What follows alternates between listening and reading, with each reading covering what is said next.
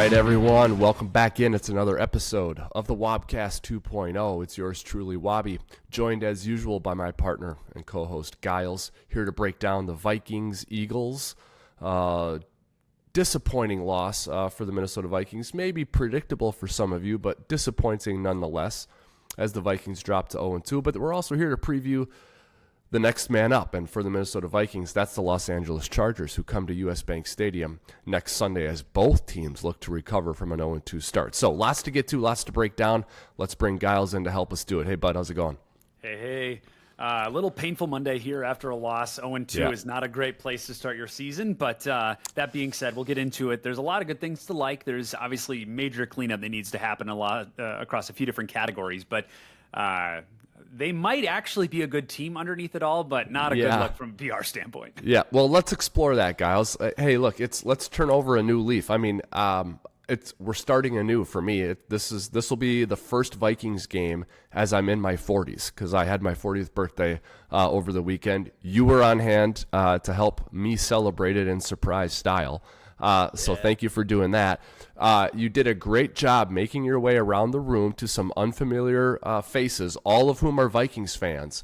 You mentioned from a PR standpoint, not a great start. What is your finger on the pulse feeling from the Vikings faithful? Are they giving up after 0-2, or do you think they view it maybe the way you do, or maybe underneath it all, it's still a pretty good team? We just got to uncover it somehow. Yeah, that is the tough spot, because obviously with any fan base, you have highs and lows and people that are in love and people that are on the exact opposite end of the spectrum. But I do think this past week I've done a lot more defending of the Vikings than I have in a long time. A lot of people have mentioned the idea of trading Kirk Cousins to the Jets. Time to burn it all down. Oh, man. Now, if you go 0-3, I maybe will entertain that conversation a little bit more than usual. But I think when you look at the statistics, there are really good things to like. It's just they can't hang on to the ball. So I think from a PR standpoint, there are definitely some people that are right on the edge there. Okay, so before we get into Vikings-Eagles, I think one of the statistics that you can hang your hat on is the fact that the rest of the NFC North was 0 on Sunday. So, yeah, you lost on Thursday, and so you failed to make up ground. But you also didn't lose any ground because of the disappointing outcomes for the other NFC North teams. So that was a good thing, I thought, for the Minnesota Vikings over the weekend. That was the silver lining. On top of that, and we're going to talk about this now, there are some things going on with the Vikings, particularly their strength is looking good every single week. We talk a lot about during the offseason.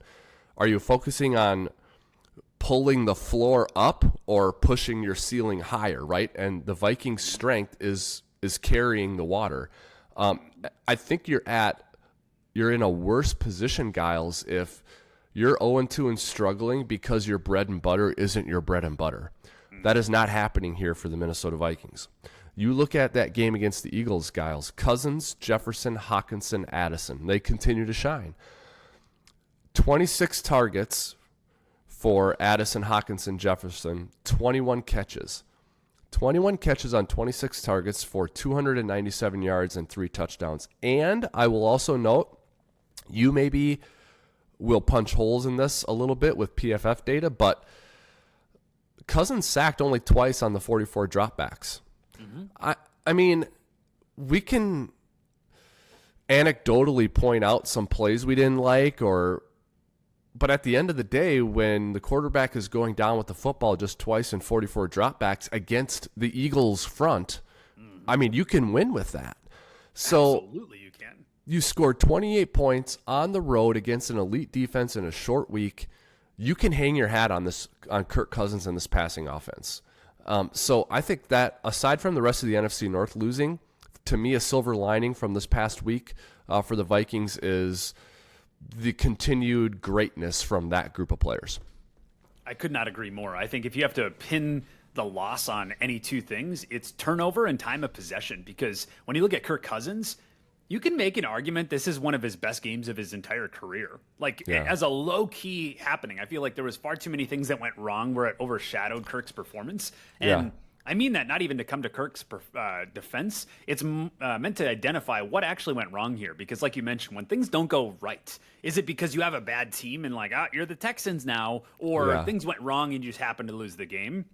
Unfortunately, I think those things have happened twice in a row. I really think that we don't have a train wreck of a team. I think there's a scenario where we haven't really identified how good our team is yet because of those turnovers. Now, I would love for the turnovers to go away for us to accurately assess how good is our team actually, because I tend to think we actually have a pretty good team. But I think when it comes to offensive line performance, I could not agree more. I think they actually held up pretty well, all things considered. I mean, even the people talking about the game were talking about how bad makeshift of an offensive line it was. When you think about Garrett Bradbury being out and you have Austin Schlottman in there, Oli Udoh stepped in, got hurt. Then they brought in the third string left tackle. That is a horrible scenario if you were to go into that game, considering you have Kirk Cousins. But considering that he's only sacked twice, I think is a godsend. Yep. I think, you mentioned time of possession. And you can debate about how important that statistic is or not. It's not irrelevant or unimportant. There's definitely more times than not a correlation between success on the scoreboard and your time of possession. And I think when you lose the time of possession the way the Vikings did, Gyles, in Philadelphia, it was 39. It was basically 40. It was basically 2-1. Yep. The Eagles held the ball for 39 and a half minutes. The Vikings for 20 and a half. It's a lot like think about your budget at home.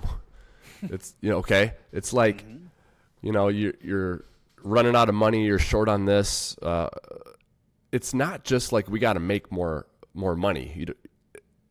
You got to cut back on your expenses. And so what I'm saying is it's not just you have to possess the ball more, hold the ball longer. It's you got to stop them from possessing the ball so much. And I look at the Vikings defense, they're 6 of 14.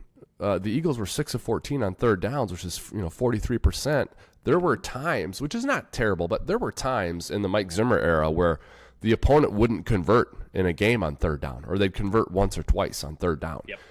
And so I think that's sort of an area where things could get better for the Vikings, because I look at the way the offense is performing, and I know they're not running the ball great, but the passing game is performing, and they're putting points up on the board. So, again, I don't have any significant concerns about the offense and the play design and the way they're getting Addison like uncontested balls and touchdowns. I mean, the way O'Connell's scheming it up, I'm not concerned about the offense, and we'll talk about the Chargers game in a moment, but I think the scoreboard is going to get lit up on Sunday, and a big reason for that is going to be the Vikings offense. I think even to circle back on the time of possession, I think it's important to provide context here, because I think people look at all areas of our team and say, this was a train wreck of a game. Well, when you look at the time of possession specifically by quarters or halves, in the first half of the game, the Vikings were second in most time possessing the ball offensively in the NFL. So out of all teams in the NFL, we had the second most amount of time in the first half. Okay. In the second half, we had the second least amount of time. It completely flipped the script. And we barely had any time to actually touch the ball in the second half. And when you look at that, when you consider that the Eagles had literally double the time of possession throughout the entire game as a whole, we almost had the same amount of yards as a team. We actually did better than them on yards per play, and way better than them in yards per pass attempt. So I'm like, when you look at product and process, it tells different stories. Obviously, we scored less points, and that's an issue. But considering that we played less than half the time, but we only lost by a touchdown, I think people should be excited about the Vikings. We got just smacked in the face. We got run over by a trade frame in terms of time of possession, and we was still able to make it that close. That should really give you confidence in the Vikings, that if they can fix those issues when it comes to actually fumbling the ball, I think you got yourself a team here. I really do. Yep. So let's. I had this as a stat to bring up in the next point I was going to make, but I'm going to bring it up now because you sort of alluded to it. The first half, second half difference. There was a stretch, Gyles. I went back through the play-by-play and looked this up. End of the third quarter, into the fourth quarter, there was a 23-play stretch for the Eagles offense where they called 15 runs on 23 snaps, and they had 108 yards and 1 touchdown on the ground in that 23-play stretch. I'm sure you remember this because it was like painful to sit there and watch DeAndre Swift and Rashad Penny just get whatever they needed to get. I mean, at will, and that included like a 43-yard run by Swift. That got them deep into Vikings territory. So that inability to, it's that whole thing where it's like, they know they're going to run, we know they're going to run, they know that we know that they're going to run, and they still ran it on us, right? Like that was a major problem at a crucial moment in the game for the Vikings defense, and it has to get fixed, or else they're not going to be able to come back from the 0-2 deficit. I could not agree more, and I think when you lean into the additional context to that, I think it's partially because they simply got tired out. Yeah. Like, I mean, when you have the defense out on the field for that long, and then obviously offensively we had turnovers and things like that, like when you get tired out, I think it's really hard to put a stop to those things. I really do. Yep. No, you're right. And there's the whole like imposing your will against someone else, right? And the momentum and confidence that a team can gain or the other team can lose when that's happening. And the other thing too, Gyles, on this is on the flip side, the Vikings offense is not able to do that to another team's defense from a running the ball standpoint, right? We just talked about how great they're doing in the passing game with execution, with play design, and efficiency. They're not able to do that in the running game. 9 carries for 28 yards for running backs against the Eagles for the whole game. 14 carries for 34 yards for running backs against Tampa Bay. You total that out, it's 23 carries for 62 yards and no touchdowns in 2 games for Vikings running backs. Yep. That's not going to do it, man. That is going to be a showstopper. I do completely agree. I think we've been able to overcompensate with passing, but that will come to a head at certain moment in time, and maybe it will against the Chargers. With that in mind, do you see the Vikings making a change at running back? Do you sign somebody in free agency? Yeah, I can see it. I mean, after a Kareem Hunt, I know they had him in the building. So the way I think you get over the hump on doing that, Gyles, is if your full analysis at the end of the day, you're sitting there going, I actually think we're blocking this up the right way. We're not executing at the running back position, or we just don't have the juice at running back. If that's the analysis and the outcome that the coaching staff has, then you got to go get one for sure. I don't know if they've gotten to that point. I certainly haven't picked up on that from O'Connell. I don't know that they are blocking it as well as they could. What do you think? So that is the interesting part here, because I think if you were to point out the areas in which the offensive line is strong going into the season, I think it would have definitely been against the run versus the pass. When you look at our interior, now granted Garrett Bradbury's been out, so that's maybe a piece of this, but Ezra Cleveland is typically a top 10 run blocker in the NFL, period, full stop. He is amazing at run blocking. He struggles at pass protection. And although Ed Ingram has a lot of different issues, he was better against the run than he was at the pass. And we are doing way better with pass protection this year than run. Now, I don't know if that's a schematic change that we've adjusted. I can't pick up on that yet. I don't know if I've watched enough tape to say, oh, we clearly have changed things to prioritize pass protection and sacrifice of the run. But currently, out of 32 NFL teams, we are 29th in yards per rush attempt. We are 2.7 yards per rush attempt.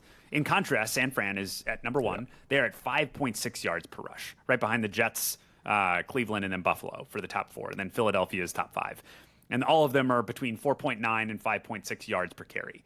And we are specifically at 2.7. I think that's going to be an issue if we're really trying to give the pass game a really bit of ump when it comes to play action. I think that will become an issue if we really want to continue passing the ball and moving the ball down the field. Yeah. Well, I'm concerned about their overall play in the trenches, save for pass protection, which I've been pleasantly surprised as being okay. And really one of the worst plays from a pass protection standpoint was the sack fumble that Cousins took against Tampa Bay. Yeah. But I thought he held on to the ball too long there, and he should have seen that coming. So I'm not even going to pin that totally on the offensive line. So, you know, I think they get bullied. I think they get bullied, especially in the run game. So I think that's a major concern. I'm not against signing a running back or trading for a running back if they think that's going to give them a little more pop. I'm cool with that. The last thing that I wanted to get to before we go to PFF grades from the Eagles game, started off this analysis here from Philadelphia, happy with Cousins, Jefferson, Hawkinson, Addison in the passing game. I was also happy with the way they defended Jalen Hurts and his weapons in the passing game. I completely As awful agree. as they were, as awful as they were against the run, I mean, Hurts only had 18 completions. He was picked off once. A.J. Brown, 4 catches for 29 yards. Devonta Smith got one deep. He got deep on you once. But aside from that, I thought, so from a finesse standpoint, the skill positions, I think the Vikings have been fine. Where they're getting stung is up front. O-line and D-line, they're getting outplayed on both sides of the ball. Yep, could not agree more. And I think even looking at Philly, they only had 171 yards via pass.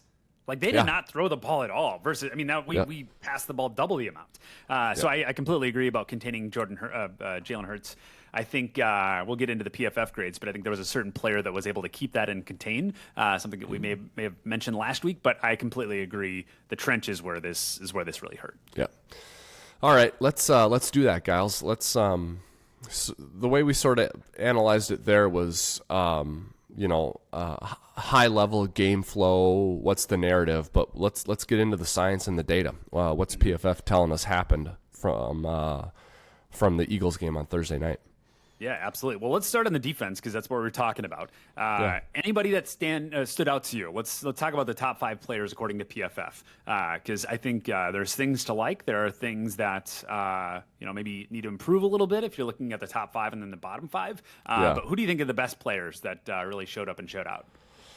Well, I don't know if the sacks just make it look good and the rest was awful, but Danielle Hunter was obviously a factor. I also really liked Harrison Phillips. I thought he gave a good accounting of himself. So those 2 players for me for sure. I thought Jordan Hicks was around the ball a bunch, and then I have to think it was probably another pretty good showing for Cam Bynum. So those are sort of just like really quickly first blush. Who was okay on defense? I'd say Bynum, Phillips. Hunter for sure, and then I thought Jordan Hicks was around the ball a lot, but I thought that last year too, and he didn't always find himself in the top 5 or top 3. So, but those 4 players kind of stood out to me. And that is the interesting part about PFF because it measures process and what they were asked to do versus just only results. So sometimes it can be a little bit adjusted. So you did have one of the players right, and that was Cam Bynum. He ranked 3rd on defense on Thursday. He had an 81.5 grade, did phenomenally in the run, the pass, tackling. This guy is clearly gotten back to true form where he was his rookie season. So I'm really excited because I was a little bit down on him this past offseason, and he's really stepped up. He's been our best safety thus far, to be honest. Like he's been phenomenal. So I'm really proud of Cam Bynum. I'm glad to have him on the team. He's an awesome dude. And an 81 for the 2nd game in a row, I think is a great sign for great things to come from the safety room. Nice. Now, when it comes to Danielle Hunter, he actually ranked in the bottom 3rd again. Did not have a great showing. I can't tell exactly what's going on here. I don't know if it's simply been because Market Davenport has been out of the game and there hasn't been true pressure on the other side. And when you look at Danielle Hunter, his entire career with the Minnesota Vikings, he's always had a stud on the other side. And this has really been kind of the first time he hasn't had a true edge rusher on the other side. So I don't know if he's just getting double teamed and washed out, but not a good performance by Hunter. I'd have to dig into that data further. Was he awful against the run, or were those 3 sacks his only wins in the pass rush game? I mean, those could be 2 reasons why he ended up in the bottom 3rd. But he was pretty abysmal in run. He had some pretty severe tackling issues. He had an okay grade in pass rush, like obviously he had the 3 sacks, and then coverage when he was backed off, he was abysmal. So obviously that can adjust his performance or his PFF grades, but when it comes down to what you want out of a player, 3 sacks is still pretty good. Yeah, I agree. You're right. I mean, and that's the thing, if a guy doesn't play very well for most of the game, but he had 2 sacks and one of them was a strip sack, and you turn the ball over because of it, I mean that you can kind of live with that, right? Yep. But maybe the fact that the Eagles ran the ball so well probably excludes anyone in the front 7 from being able to perform well or grade well from a PFF standpoint. How about Harrison Phillips? Where was he? Yeah, exactly. Completely agree. And unfortunately I shouldn't say, fortunately, Harrison Phillips was on the top 6. He did really well in the run, actually. He was the only guy on the defensive line to have a good game against the run, and then struggled in a few other areas, but not to be unexpected against a great O-line. Yep. So we got Cam Bynum at 3. So I'm going to start with the bottom 5, and I'll go all the way up. So we have the 5th overall graded player with a Caleb Evans was a 65.3 grade. Didn't do too well in the run, but obviously he's a cornerback, but he graded pretty well in coverage. I was really excited to see him taking a step forward as the 5th best player on the team from the defense standpoint. And right above that, we have Mekhi Blackman, the 4th overall graded player. That's good. He had a 66.4 grade. I'm really high on Mekhi Blackman. He gave obviously from USC. I think by the end of the season, I expect him to be a really darn good player. Obviously, this is just his 2nd NFL game as a rookie. The fact that he's playing this well as a rookie is a good sign, in my opinion. Maybe you disagree, but I think as a rookie, if you're brushing up against the 70s from a PFF standpoint, considering he wasn't a top 10 pick, I'm really pleased with Mekhi Blackman. Yep. Agreed. And then we have Cameron Bynum at 3, obviously. And then coming in at number 2 is my boy Ivan Pace Jr. with an 86.3 grade. What a baller. Wow. I think he was one of the reasons that Jalen Hurts was contained. This guy was flying all over the field. Considering, once again, that this guy is an undrafted free agent, he's quickly becoming one of the best middle linebackers in football. Nice. He had a 90.4 grade in pass rush. Like, just phenomenal. Amazing tackler, amazing in coverage. The only downside he has is in the run game, but he's still got a 68.3 grade. Like, if that's what bad looks like in him, I'll take that all day long. He's still 2 inches too short, but he's proven that that doesn't matter in his game. So really excited for Ivan Pace Jr.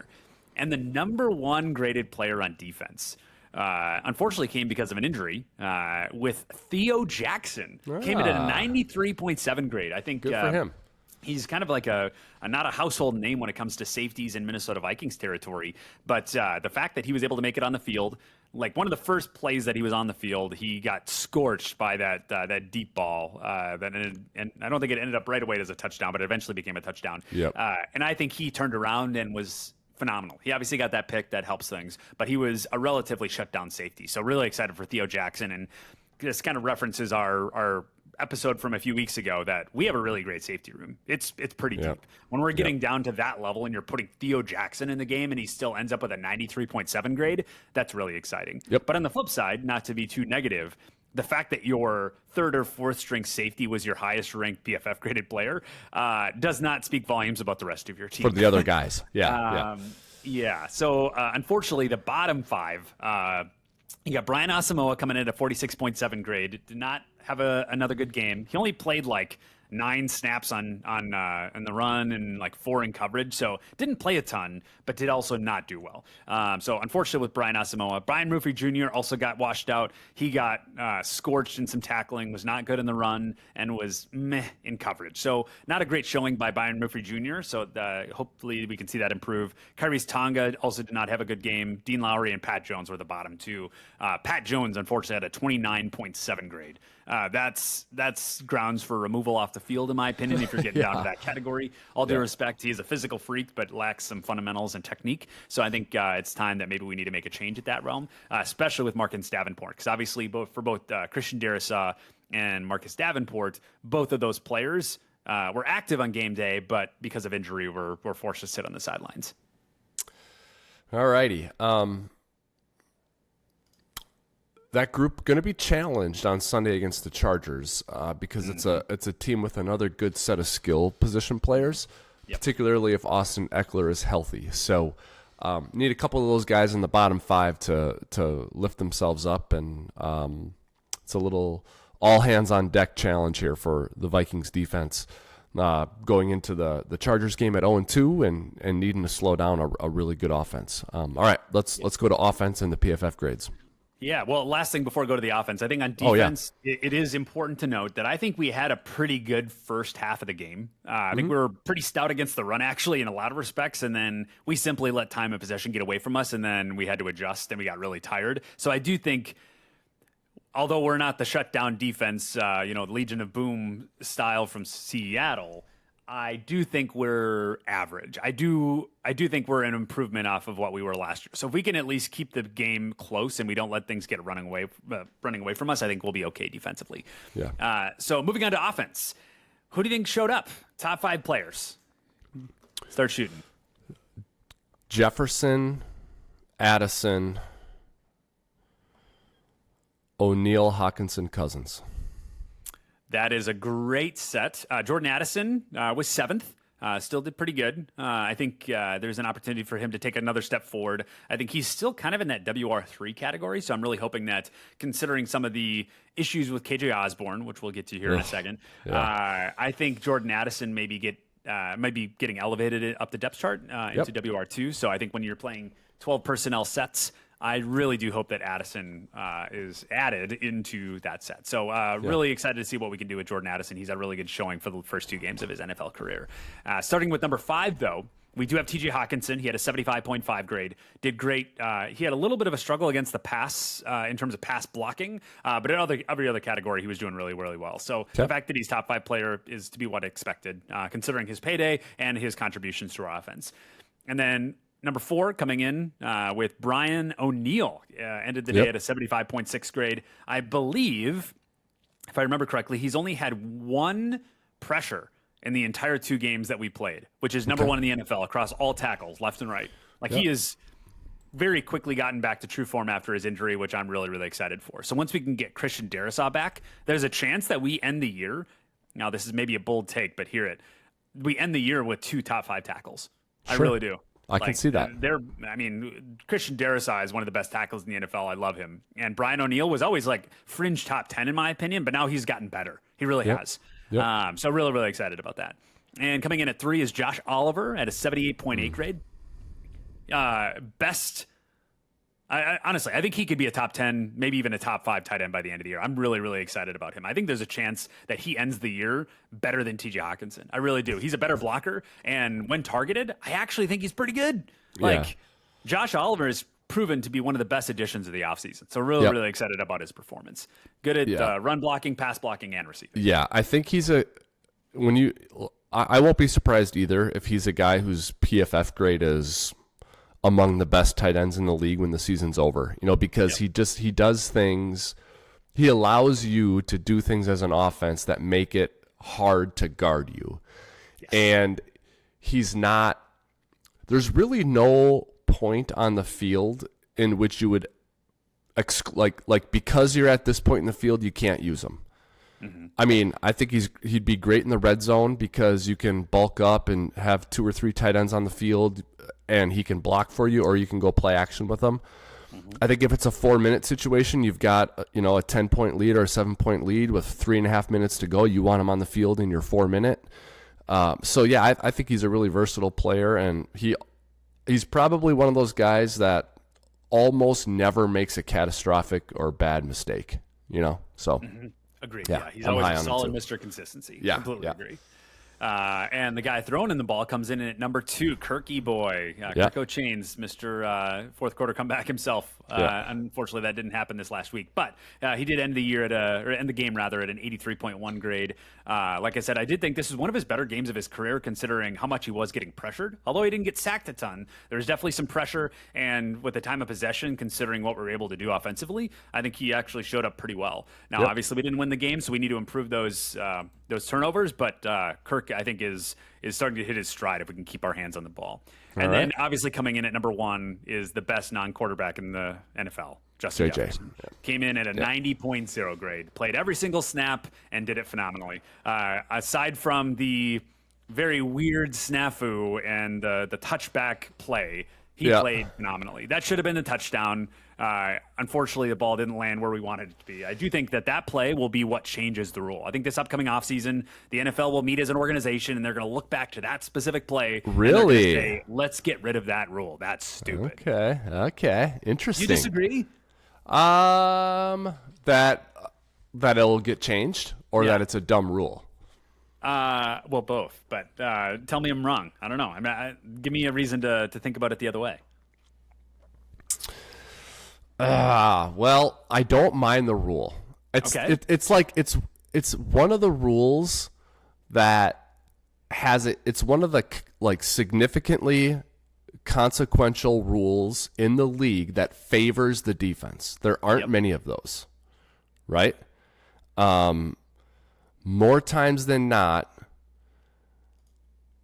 it's the rules and everything in place is designed to help offense to increase scoring. So I like that part of it. The second thing is it's like you're down by the end zone, man. Like you have to take care of the ball. And if extending the ball out to try and score is a risk. And I think that if you're going to take a risk with the opportunity for a great gain, there needs to be, on the inverse of that, there needs to be the opportunity for a terrible loss. So, I get that. That makes sense when you state it that way. and also, all you need to do to score a touchdown as a ball carrier, now as a receiver, you got to do a lot more than this, but as a ball carrier, all you have to do, it's got to be in just like that. That's it. You don't have to get the whole ball across. So I know it's an unpopular opinion, but I kind of like the rule. Now, will it be changed? That's a whole nother matter. I haven't ever really sensed great momentum for it actually changing at the end of the day.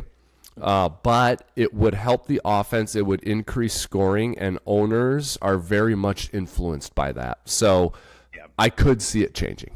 Yep. And I guess that's where my hypothesis or my opinion came from, because the entire NFL is predicated on viewership, right? And when they're building rules, it's built off of keeping the players safe and getting more viewership. And when I think about that rule, even the team that benefited from it, I don't think they were like overly excited. I mean, I think they were excited, but it's kind of like I guess we have the ball. It's not like, oh, we stole the ball, we earned the ball back. It's a technicality. It wasn't even we stopped them on fourth down and now we get the ball back. It was like, oh, I guess we get the ball because of a technicality, and it feels like it kills momentum. Nor does it give. I mean, although it gives momentum to the other team, it feels like a weird play. So, in the spirit of viewership and scoring and all the things that the NFL likes, that's my thought on why the rule may change. So I would say then, so if you were a competition committee member or another owner with me and we were in the room, I would say, well, what happens to the ball then? So you reach out to try and score a touchdown, you lose control of it, and it goes out of the end zone. Yep. Where does it go? So clarification, do you think he had possession of the ball and it was a fumble? Because I know some people were arguing over that fact, but are we assuming that he had possession and fumbled? I'm saying so, yeah. Yep. So then I think it should be placed at the 1 yard line. Okay. So it just goes back to the spot of the fumble. Yeah, exactly. Just like everywhere else. Because if you fumble out of bounds, it just goes back to the spot. Now, it does. I've heard some people talk about, well, like it's more about the consistency, right? Because if it's every other spot on the field, it just gets put at the spot of the fumble or a spot of the foul or a spot of the play. What if you adjusted that, and if it goes out of bounds as a fumble, then the other team gets it everywhere? Just to have a level of consistency. Like, just treat it the same. You know what I mean? Whether it's in the touchdown or the end zone or not. Now, I don't know if I'm in favor of that. I'm not. I'm not in favor of that. So to me, the difference is, you're right, there's a consistency consideration here, that you lose consistency when you treat a fumble that goes out of bounds via the end zone. You treat that differently than a fumble that goes out of bounds via the sideline. Mm-hmm. But going back to what are you attempting to gain by taking this risk? You're attempting to gain not a fresh set of downs. You're attempting to gain a touchdown.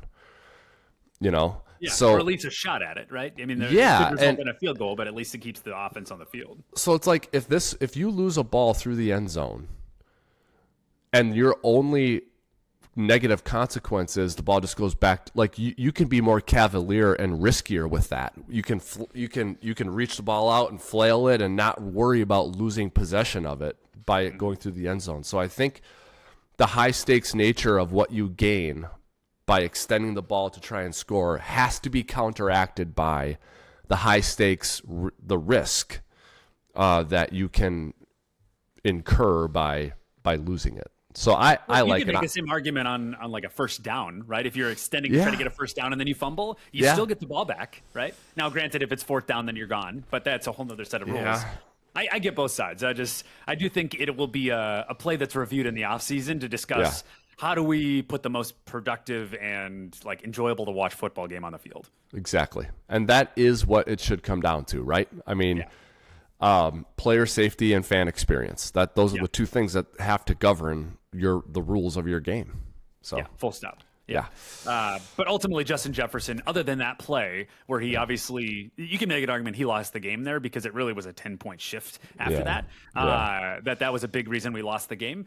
He played phenomenally other than that. He's proven that he's even maybe gotten better. The fact that he's already scored above $150 every single game, if he continues that on, he's going to shatter the 2,000-yard record. Now, obviously, it's hard to predict that for every single game moving forward, but he's obviously shown up through the first two games. Yep.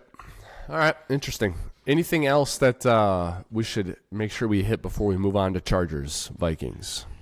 I think lastly is the people that did not do well on offense. Yeah. The bottom five is Alexander Mattison, KJ Osborne, Ty Chandler, Oli Udoh, and Austin Slotman. All players that I think play relatively important positions. Obviously, Oli Udoh is a backup tackle, which is important when you don't have your tackle, right? So that's an issue. Yep. Austin Slotman is your backup center. You don't have your starting center. So that is two offensive linemen. That's going to be an issue. And then our run game, our two starting running backs were in the bottom three from a run standpoint. That is a concerning thing. Now, you could place that in the offensive line's hands in terms of having backup guys across the entire line. But our run game is something to be concerned about, I think. It is. It is because it's complementary football. It works hand in hand with time of possession and getting your defense rested, and it's a momentum thing. It's a confidence thing. It's a brand. What's your brand of football? No football team wants to be known as one that cannot impose its will on the other. And without a running game, you can't do it. And again, I go back to that 23-play stretch at the end of the third quarter, beginning of the fourth quarter, where the Eagles just completely, from a physical standpoint, took over the game with DeAndre Swift and Rashad Penny and the runs. And even though there was still time to go and the Vikings ended up scoring one more time, at the conclusion of that 23-play stretch, that the last play was a 2-yard touchdown plunge, I was like, I think that's it. I mean, I think the deal was sealed right there. So, they have to get better on the ground. I don't know how they do that, aside from getting injured guys back, Darisaw and Bradbury. But, I think just playing better at the running back position is probably part of it. I know they've got an option on the practice squad of someone they could bring up. As you mentioned, they had Kareem Hunt in the building, so they were obviously at least a shade of concern before the season started about this, right? Because they were looking at backs. So, what would you advocate for? So it kind of depends on what your optimistic outlook of the Vikings are this season. If you look at them and say, all right, remove turnovers from the occasion. We have two obviously just horrible games, right? We lost. We turned the ball over way too much. Yep. If you view them as a good team and you actually think they can go the distance, but you think the run game is the one thing holding us back, let me throw a scenario at you. Okay. We talked about it before, but let's get a little more concrete here. Would you trade a third or fourth round pick for 1 year of Jonathan Taylor? Just one. You're not planning on paying him, but you're just going to rent him for a year for a third or fourth round pick. Yes. I would. Let him walk in free agency afterwards. Yep. And, well, two things about that. One is, I know there are people listening and there are people in the NFL world who would be like, you can't just throw draft picks away like that, right? And I've said myself, the devaluation of the running back position, I kind of don't always disagree with it in this league. I think you can get running backs almost anywhere. With that being said, the Vikings are a team that is in the win now window. I don't love what they've done with their draft picks under the new regime anyway. So you get Jonathan Taylor for it. And who's to say that whatever the new reality is next season and beyond doesn't include Jonathan Taylor as a free agent signing? Who's to say it couldn't? Yeah. So I think I would do it. How about you? I don't have my glasses on. Is that Les Snead I'm talking to today? I'm just F kidding. them picks. Yeah. Yeah. Exactly. Uh-huh. I mean, honestly, they're not doing too bad this year again. But yeah, I don't know. I mean, I think if it's a third or fourth round pick, I think I maybe give it a try. I am maybe more optimistic than most Minnesota Vikings fans when it comes to their trajectory in the 2023 season. I really think they could go the distance because they have made major improvements on defense. If you keep that ball game close on Thursday, there's no way that our run game on defense gets that bad, which is truly what destroyed our team. We couldn't stop the run because we were tired. Yep. If you don't get tired and you're able to continue moving the ball, and if we're able to run the ball effectively, now we can slow the game down on our side. Yep. I truly think we could have won both against the Eagles and against the Tampa Bay Buccaneers because I think we have one of the best passing units in the league. If you can counterweight that with at least an average run game, I think you can make that work. And right now we're bottom 3. Yeah. Does Myles Gaskin have any juice left? The fact that he's on the practice squad tells me that there's not enough juice there. There might be some, but I don't know if they're super confident in it. But I guess we'll see who gets elevated come Sunday. I think, well, actually, let me take that back. I think if you go through the Chargers game, I think they'll give their running back unit another run, literally and figuratively. If that does not go well, I do expect this team to make changes. Whether they make it up front and they sign a different guard because they think it's truly the blocking that is leading to this lack of production, or they make a change at running back. But I don't expect them to keep this going after 3 games. If that continues, there's going to be a change, and the change will signify what they think is actually wrong. Yep, I agree with you. And just from a results and production standpoint, Gyles, they can't keep this. 9 carries, 28 yards, 14 carries, 34 yards in the first 2 games. I mean, that's embarrassing. that's not gonna work. It's gonna take too much of a toll on the passing game and the pass protection, and you're gonna see regression over there because you couldn't fix the. It doesn't have to be 2012 Adrian Peterson, man. It's just gotta be, It can even be what it was last year almost. I think you wanted it to be a little bit better than it was last year. But, yeah, I mean, it's just not good enough. There's not even a semblance of balance. Yep. I mean, you don't have to respect the Vikings running game. You can prepare for the Vikings without respecting it. You know what I mean? Yes. Yeah. Yep. And that's become the issue. And then dominate time of possession, and then you lose the game that way. So it's far more an impact that it has on game flow than actual even production, in my opinion. Yeah. So I don't think a trade for Jonathan Taylor is likely. Yeah, would I do it? Yes. For the way you laid it out, a third or fourth round pick, I would do that. I don't see it happening. But that's not to say something on a smaller scale wouldn't, right? Like Leonard Fournette's still available. Now, he doesn't have near the amount in the tank that Jonathan Taylor does, but he could I like that, though, Gyles. That. And they restructured Brian O'Neill's contract, so we have $9.9 million in cap space to throw around. Not to throw around, but there's some interesting things they could do with that, and that tells me also that they're maybe preparing for a signing. Like the fact that they did that now versus, I mean, maybe you've been in the building a lot longer than I have, so if you think that I'm looking at that the wrong way, I don't know. I think that they're preparing for something. Yeah, no, I mean, you don't do things like that for no reason. I mean, there's a reason that they did that, and there's a lot of different reasons it could be, and that might be one of them. But it's just not been good enough at the running back position, and it's fair to anticipate a change, and maybe it'll be something high level like that. I mean, even I would say a Kareem Hunt signing would be high level, so. Yeah, because he was definitely the 1-2 punch when it comes to the Browns running game. So, I would not discount that. That would be a great addition. Yep.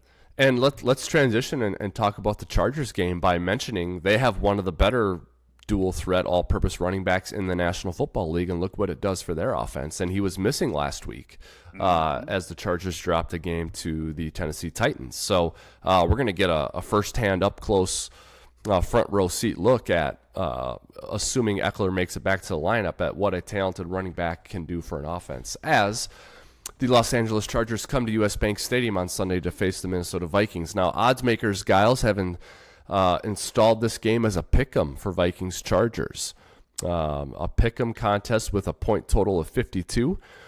From a team morale perspective, Gyles, and, a season-long narrative standpoint, I think this is sort of a gotta-have-it game for both teams, but specifically for the Vikings, you gotta have it. Now, mathematically, realistically, I think you can overcome an 0-3 start because of what happened this past weekend in the NFC North. No one gained ground on the Vikings. They all lost. So you can survive it if you don't win this one. But from a morale, momentum, and what a PR, as you mentioned, standpoint, got to have this one here.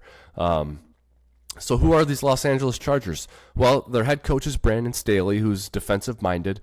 He runs the show for their defense. They run a 3-4, and it's really a star-studded defense, really, Gyles. A lot of really good players on the Chargers defense. I mean, you can start sort of up front in that front seven where they have Khalil Mack and Joey Bosa.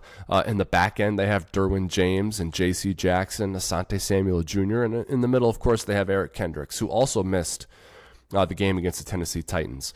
Offensively, the coordinator is Kellen Moore, who came from the Dallas Cowboys, and they've got some high-level names on offense as well with Justin Herbert, Mike Williams, Austin Eckler, and Keenan Allen at wide receiver. Some names here that we all know. The Chargers 0-2, they got lit up by Tua Tagovailoa and the Miami Dolphins in week 1. Tua had 466 yards passing. Tyreek Hill had 215 receiving yards. And then last week against Tennessee, they dropped a game in overtime as they drove 60 yards in 10 plays and kicked a field goal to tie it. And then the Titans beat them in overtime. Joey Bosa had 2 sacks last week, so he's a guy you got to watch out for. He can wreck a game for you. Keenan Allen had 111 yards and 2 touchdowns on 8 catches. No running game really to speak of. Josh Kelly filled in for Austin Eckler, but only had 39 yards on 13 carries. So that's sort of the lay of the land here against the Chargers. That's who they are. That's how they operate. I've got a very specific area, Gyles, where I think the Vikings have a distinct and significant advantage in this game. But I'll sort of stop there for now, and we'll get into that. But as I sort of lay that out, who the Chargers are, what are your overall thoughts here on this game for the Vikings heading into Week 3? So if this game was like Week 6 or Week 7, I actually think this might be the game that gets Brandon Staley fired. Yeah. I really do. I think although the Chargers are a great team, they have a stacked roster, I do think they have been failing to meet expectation. Definitely, and I view that in a different lens than the Minnesota Vikings, because I think the Minnesota Vikings are also in that category where they have not met expectations. But I think it's been because of their performance, not because of mistakes. I really do. I think they have been a relatively lackluster defense thus far through 2 games. I think both Mack and Bosa on the defensive side of the ball have been kind of meh. Honestly, maybe that's a hot take, but I think both are phenomenal players. But considering how much of a force you have on both sides of that line, they have not achieved what I thought they could do as a defense. I think J.C. Jackson, he's been like bottom 5 in cornerbacks in the league this year. Yep. And he used to be amazing. Through 2018, 2019, 2020, 2021, he was a great cornerback. Last year he got hurt, and then this year maybe he just has lost a step, or I don't know what happened, but he has not been the cornerback that he once was. I think Derwin James has been kind of in that same category. He was amazing in 2018, amazing in 2019, 2021, 2022, amazing. And this year he has dropped off in a pretty significant way in his 5th year. So I don't know if it's a schematic change that happened and, there's something going wrong there, but I do think this is something that the Minnesota Vikings offense can take advantage of. And when I think about the Chargers offense, I think we're going to be able to go toe-to-toe with them. I think when I look at all the different matchups, I think Bynum in the safety room is going to be able to go toe-to-toe with Gerald Everett. I think the only area that I'm kind of concerned is on the line. Obviously, our defensive front is not amazing, and they have a fairly decent offensive line. You got Rashawn Slater, who is one of the best left tackles in the game, and then Corey Linsley, who has been quite regularly a pretty star center. He's had a little bit of a dip in performance, but he's still a pretty star. I think that will be the area that we're challenged in. But I think we'll at least be able to put up enough boards or points on the board where we're going to be able to win the game. I do think it's going to be high scoring, though. I really do. Yeah, it's the highest point total on the board in Week 3 for the NFL slate, and by a lot, really. I think the next highest is the Bears-Chiefs at 49, maybe, and the Chargers are sitting there at 52. Yeah. So this is not going to be, anything novel here, Gyles, but the Vikings attack here through the air against this defense for sure. We just talked about how important it is to get the running game improved, to block it better, maybe make a change at running back. But you attack the Chargers through the air, and as long as you can block up Mack and Bosa enough to not let them ruin the game and strip sack your quarterback all the time, there is gold to find in the hills against the Chargers defense. Yep. They are surrendering a completion percentage of 69.5%, and they are allowing 10.3 yards per attempt. Tua was 28 of 45 against them. Tannehill was 20 of 24 against them. Here's the stat that I couldn't believe that I read. In 2 games so far this season, the Chargers' pass defense has faced 69 pass attempts. They only have 2 passes defensed in 2 games. Los Angeles Chargers defenders have broken up 2 passes in 2 games. And that is unbelievable considering Tua put the ball up in the air 45 times against them. Yep. And Tannehill 24 more times. I mean, receivers are gaining separation. Receivers are running wide open. It's a complete bonanza right now against the Chargers pass defense. And I don't know that the Chargers know that this is a problem. They're trying to fix it, and now they got to go against Justin Jefferson. Yep. I don't know that there's a worse. And so it might not be week 6 when Brandon Staley gets fired, Gyles. It might. I don't want him to lose his job. I'm absolutely not advocating for that or rooting for that. But this is a house of horrors. The state of the Chargers pass defense, yes, the state of the Chargers pass defense and what the first 2 teams did to them, this is a house of horrors coming to U.S. Bank Stadium against Kirk Cousins and Hawkinson and Jefferson and Addison. And I'm not trying to overhype, what the Vikings have done or could do. I'm just saying from a matchup standpoint, it's a problem for the Chargers. And through week 2, I think it's important to note that we have the best right tackle in the NFL. He's the number 1 out of 64 qualified tackles. We have the best tight end in football out of 32 qualified tight ends, TJ Hawkinson. And we have the 3rd best wide receiver, according to PFF, with Justin Jefferson. Like, when you think about all the best positions that you want to be the best in football at, I think we're there. Yeah. So I think this is going to be a fun game to watch. Yeah. So on the flip side, if I'm the Chargers, to me, it's about Eckler. It's Eckler, what's Eckler's inclusion. I think is about as important a question as there is here, and we don't know that. Assuming he plays, I just don't know if the Chargers' style is to bully the Vikings. So I don't think they can do what the Eagles did with Jalen Hurts and Rashad Penny and DeAndre Swift. So as much as I advocate for a team to do that against the Vikings, because I think the opportunity is there and the bar is low, I don't know if the Chargers can execute that. So I think this is one of those deals where you try to beat the Vikings at their own game. And the fact that you're on the road isn't great, but you are playing in a controlled environment, a pass-friendly U.S. Bank Stadium. So I just see this as being a track meet where Herbert, Keenan Allen, Mike Williams, and Austin Eckler try to outpace and outduel Kirk Cousins, Justin Jefferson, TJ Hawkinson, etc. So if I'm the Chargers, I'm kind of saying the same thing. I'm saying I don't really see a lot of pass rush there on the Vikings defense. I don't know that they're going to be able to guard Mike Williams and Keenan Allen. So I think the Chargers put the ball in the air a bunch to make Ivan Pace or Jordan Hicks or whoever cover Austin Eckler on the ground. I think that's going to be a problem for the Vikings' second level. So I see a fun, fast-paced, pass-heavy attack for the Chargers as well as the Vikings. I think you're absolutely correct. I think there's a chance that this could be a 40-plus on both sides of the ball game. Yeah. I really do. I think this is going to be a really exciting game to watch. Yeah, which is good for you because you're going to be in the building. Oh, absolutely. 50-yard line. We're taking a client there. He runs a manufacturing firm up in St. Cloud, and we're taking down to go watch the game. It's first Vikings game ever, so excited to go for a newbie to an in-person Vikings game. So it'll be a good time. Yeah. Now I think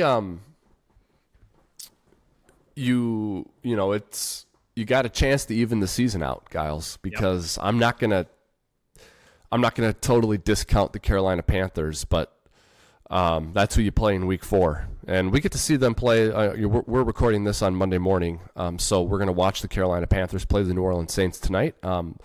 So kind of nice that we'll get a firsthand look at them, but. Big game for the Vikings here. Well, we'll get to our predictions. Big game for the Vikings because it really puts them in a position to even things out, get to 2-2 as they would then get ready to host the Kansas City Chiefs.